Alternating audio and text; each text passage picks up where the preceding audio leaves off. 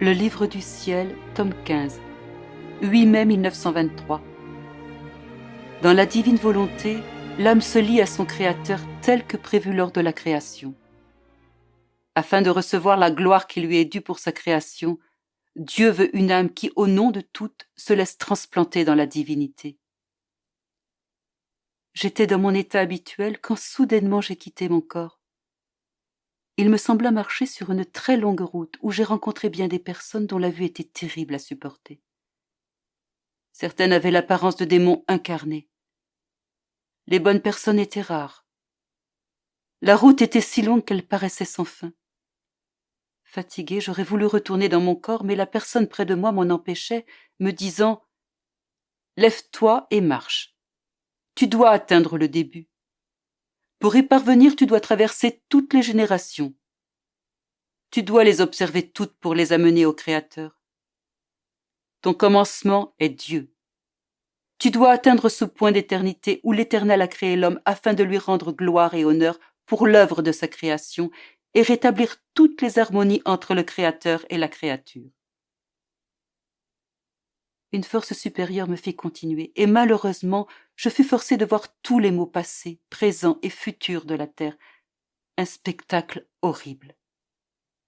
Après, j'ai trouvé mon doux Jésus. Fatiguée, je me suis lancée dans ses bras en lui disant « Mon amour, quel long chemin j'ai dû parcourir.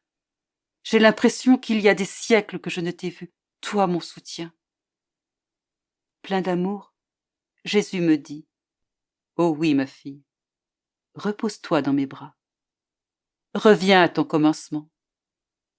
Je t'attendais anxieusement pour recevoir de toi, dans ma volonté, tout ce que la création me doit et pour te donner, dans ma volonté, tout ce que je dois accorder à la création. Seule ma volonté peut garder jalousement et garantir toutes les bonnes choses que je veux donner aux créatures. En dehors de ma volonté, mes bienfaits sont en danger et mal protégés. Dans ma volonté, il y a abondance, et là je veux accorder à une créature en particulier ce que je veux donner à toutes. Je veux concentrer toute la création en toi, te mettre au sommet de la création de l'homme. C'est mon habitude de transiger sur une base d'1 à 1, c'est-à-dire avec une seule personne. Ce que je donne à cette seule personne, je veux l'accorder à toutes les autres. À travers elle, toutes les autres obtiennent mes bénédictions. Ah, ma fille, j'ai créé l'homme comme une fleur qui doit croître, doit devenir colorée et parfumée dans ma volonté. En se retirant de ma volonté, l'homme est devenu semblable à une fleur coupée de sa tige.